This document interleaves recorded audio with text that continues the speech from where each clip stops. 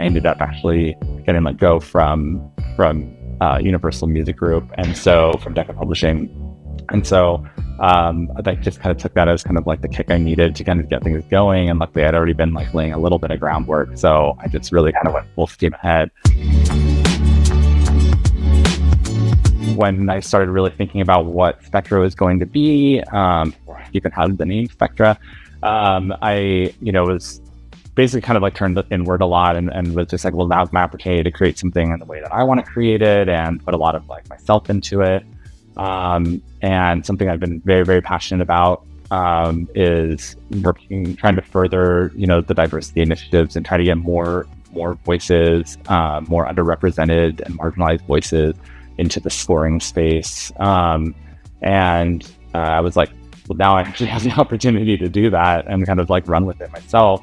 Because I've always been a big supporter of the Alliance for Women Film Composers and the Composers Diversity Collective, and kind of started a little bit of like an initiative for the queer composing community during the pandemic. And that's actually kind of like built into the Spectra logo. I mean, I know we're like, oh, well, it's like an LGBTQ owned and run business. And so it's like, oh, you put a rainbow in your logo. And it's like, actually, it was meant to be a light spectrum. And there's like a sound wave through it. It's kind of the sound spectrum. So it's like kind of the Spectra, like built into it. But yeah, who doesn't love a rainbow? It's just like, oh, great. Now I get to kind of like actually really do this. And so I started really looking for some, exciting up and coming talent, and that I felt very passionate about, that I felt like they were ready to start really like flourishing and maybe weren't getting the attention they deserve.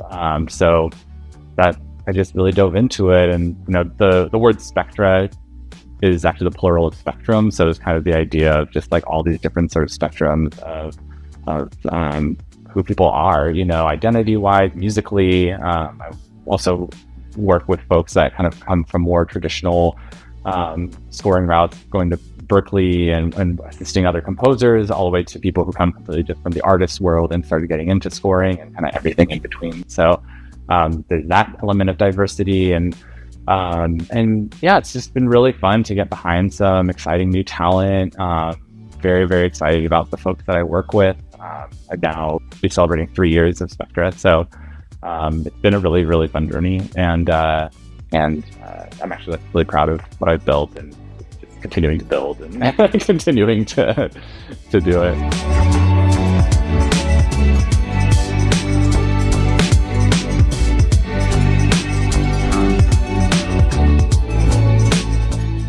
My background actually is in composition, so I studied music composition, kind of contemporary composition in college. I went to UC Davis, and toward the end of my time in school, I was trying to decide what I was going to do next, and had an alumnus came and spoke to our orchestration class and was talking about what he was doing in LA, working in trailer music and assisting in film music and scoring. And I was like, oh my God, like that's what I want to do. He basically was like, yeah, like you kind of need to be in LA for it. It's where everything's happening. And so at the time I was kind of just trying to decide I was going to move somewhere and didn't really know where. And so LA was never on the like list of places, but I was like, got really, really determined and was like, I'm going to move to LA and I'm going to like get into film scoring. And so that summer after I graduated, I started making some trips down here and was just kind of cold emailing composers, or like people were like, oh, I know this composer and I'll connect you and things like that. And so I kind of was just connecting with people and everything. And then I got connected through my cousin to this startup company that was a sync licensing company called Score Revolution. That was a partner company, kind of a sister company to Evolution Music Partners, which is another agency.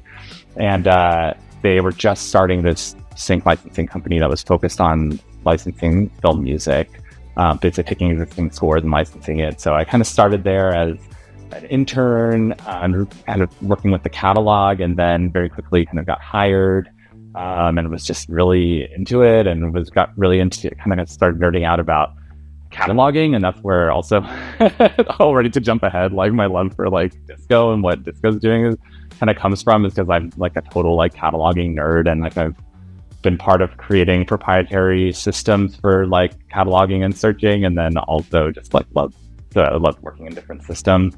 But basically, I became a catalog manager there, and then it shifted into starting to pitch the catalog, and it started with trailers and then expanded out of that to ads and others and film and TV.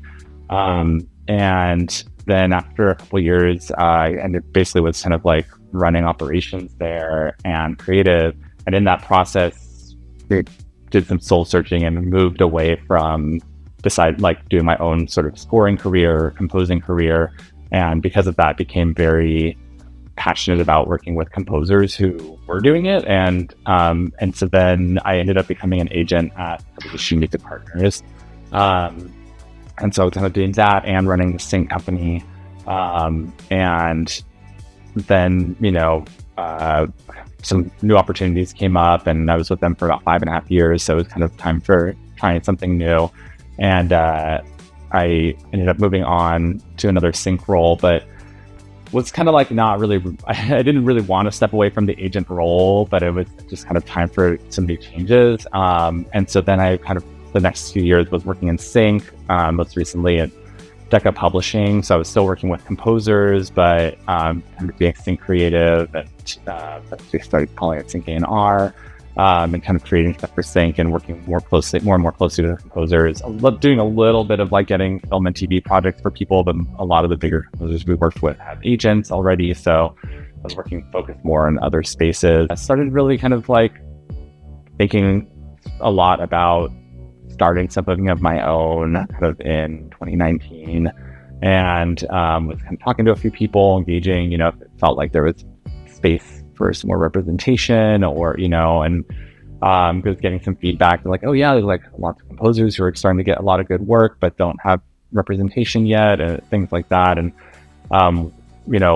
then the pandemic hit, and I was like, I have a job, I'm not going to see anything crazy. So I kind of just like hunkered down and continued on. And then during 2020, I was starting to kind of like get some really support from some good friends and colleagues, and saying like, you really should go on your own, like you'll love it and all that, but I didn't really have the means, and it was kind of like not ready to do that. And then I ended up actually getting let go from Universal Music Group, and so from Decca Publishing.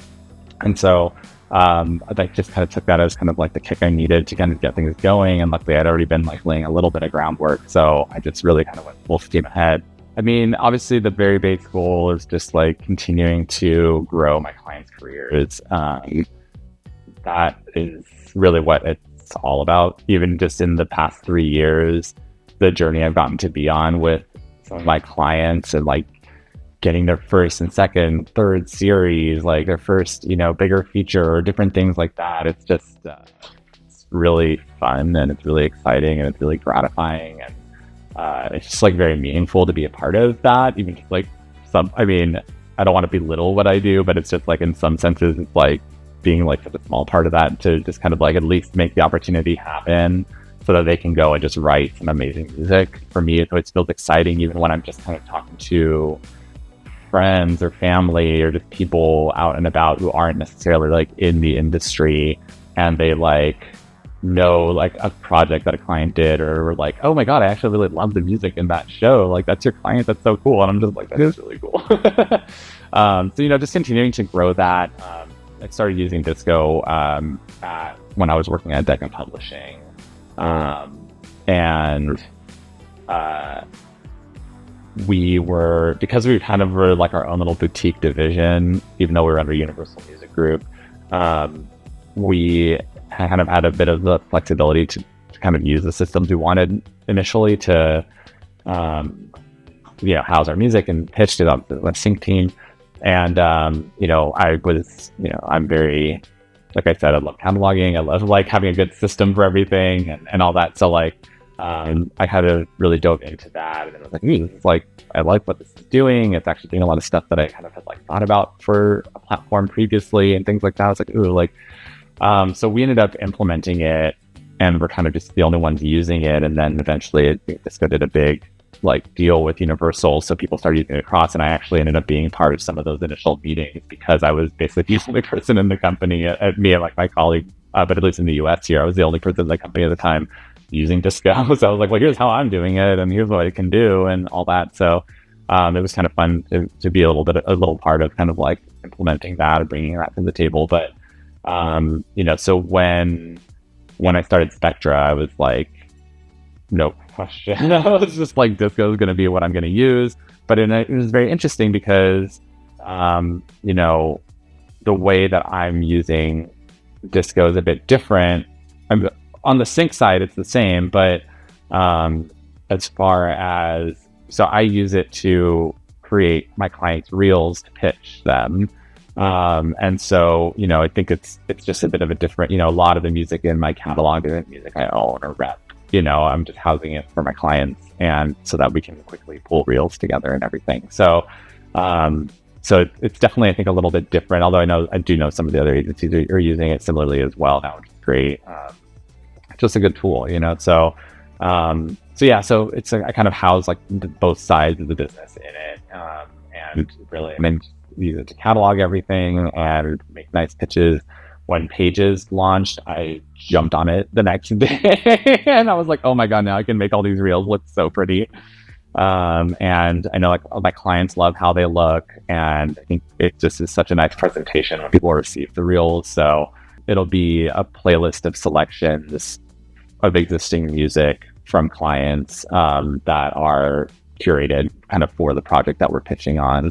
I also have just kind of general reels for people. I have different themed reels for people, but usually we'll put together a specific reel every time we send something. But Pages does let you embed like a YouTube video or upload a video. And so sometimes if there's something relevant to include there, then, we'll put something there. Sometimes some clients have done like really cool BTS or videos, like interviews or something. And I might, if it's relevant or even on their general reel, might have like cool like BTS, someone can click and like hear them talk and like stuff like that. So but usually it's a playlist, and I just like toss like a PDF of their bio and credits into it. So everything is basically just super accessible to whoever we're pitching to.